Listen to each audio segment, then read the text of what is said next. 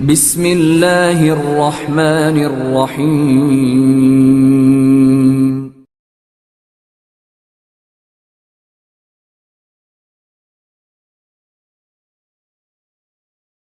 Hanya sekedar terjemah dari bahasa Arab bahasa Indonesia, tapi dibahasakan mangkul. Nah, padahal mangkul itu kurang lebihnya yang dimaksud adalah maksur. Jadi memaknai, menerangkan itu berguru, menukil. Dari siapa? Dari para ulama. Ulama siapa? Mulai satu dari Rasulullah. Bagaimana Rasulullah menjelaskan ayat ini, barangkali ditemui hadisnya. Kalau nggak ada dari Rasulullah, dari para sahabat. Nggak ada dari para sahabat, bawahnya sahabat apa? Tabi'in. Nggak ada dari para tabi'in, tabi'in. Nah, pengertian Al-Quran, contoh dari Nabi, dari sahabat, tabi'in, itu sudah dibukukan. Sudah dibukukan dalam kitab namanya tafsir. Saya, Bapak Ibu, saya tanya, selama ini ngaji pakai tafsir apa pakai Quran kosongan? Kosongan.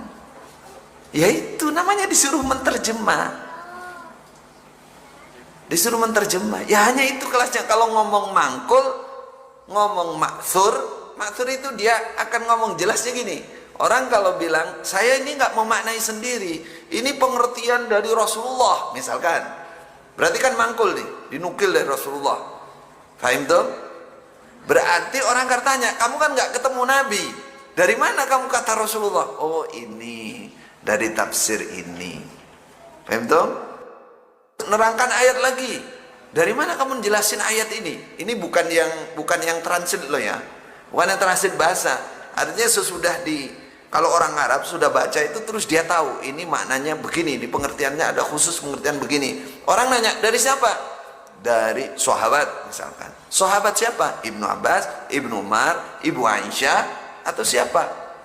Wis pokoknya ngono kuwi, sahabat sing di sahabatnya sopo. Kan harus begitu.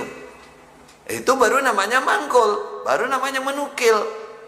Nah, oh ini sahabat misalkan Khalifah Umar. Oke, mana kitabnya, referensinya mana? Oh ini dari tafsir Thabari misalkan, nomor berapa, ayat berapa, terangkan. Ini namanya baru boleh ngomong apa? Mangkul. Kalau hanya ngomong utawi iku jenenge terjemah. Namanya terjemah. Orang ngerti bahasa Arab, ngerti tata bahasa Arab, sudah paham itu. Nah, sudah paham itu. Tayyib, mafhum? Nah, ini baru saya kasih gambaran. Berarti, apalagi naik lagi ngomong musnad. Apa musnad maknanya? Mubaligat.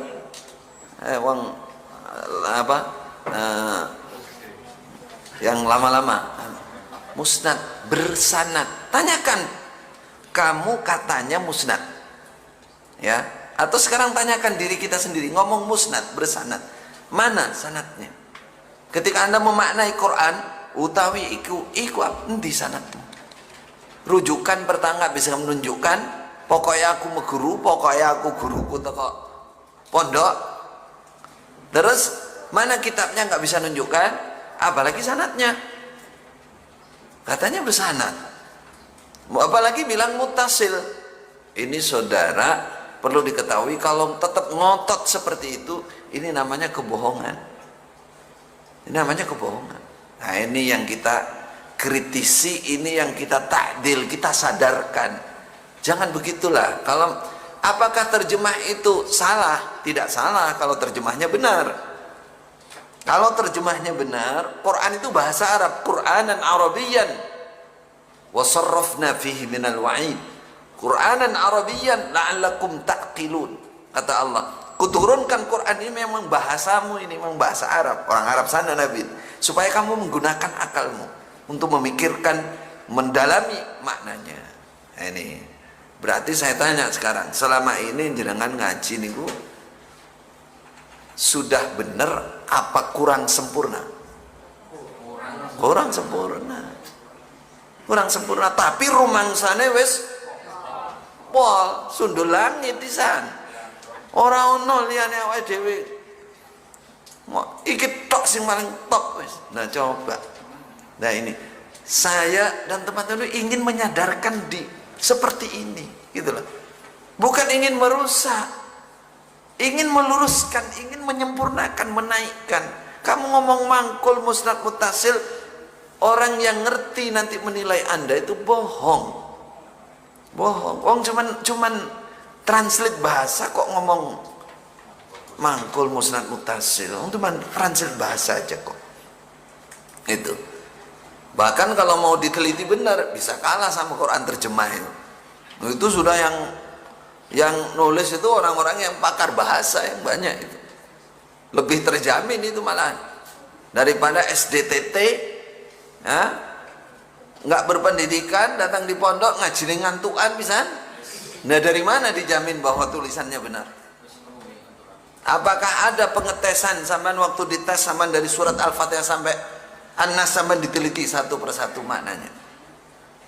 Nah hanya belakangan ini saja ada rekaman, ada ini bisa lebih tapi sangat rawan kesalahan karena kapasitas yang menerima juga nggak punya alat, nggak punya standarisasi benar dan salah, hanya nulis. Kalau nulis tok ini, coba lihat ketika ada sampean jangan urusan ilmu agama, coba dunia aja. Ketika seorang penyaji profesor misalkan yang ikut ini SDTT, kira-kira bisa menyerap enggak? Dan pelajaran ini pelajaran tinggi, berapa persen dia bisa menyerap? Belum ngantuknya. Terus lebih dari itu perpindahan lagi dari orang ke orang yang levelnya sama. Bahkan kadang-kadang kosong sama sekali, nggak ada standarisasi benar salah di mana ini makna, mana kata kerja, mana kata benda, mana kata sifat. Bagaimana bisa menentukan? Nah inilah kualitas atau kondisi yang kita alami beberapa tahun. Berapa tahun sampean? Kalau belakang sudah 57 tahun itu. Nah, sampean. Hah? 31 sebelahnya. Berapa tahun sampean? Nah, bukan umurnya.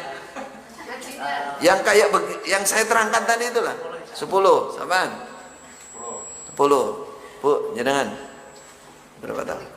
17 tahun. Nah, Thayyib 20 tahun. Belakangnya Pak ini 37 tahun. Nah, coba sampean berada dalam 37 tahun, sampean ngaji ya cuma. Ini bukan meremehkan ya. Itu sudah baik.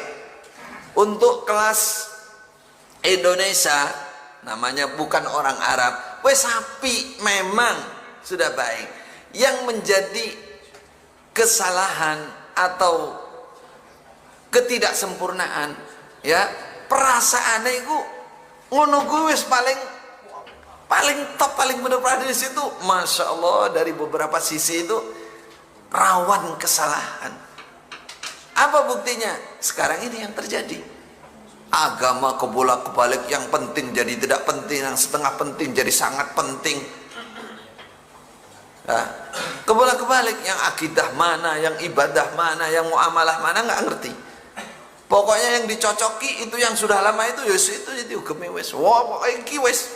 Aku seneng iku, mantep iki.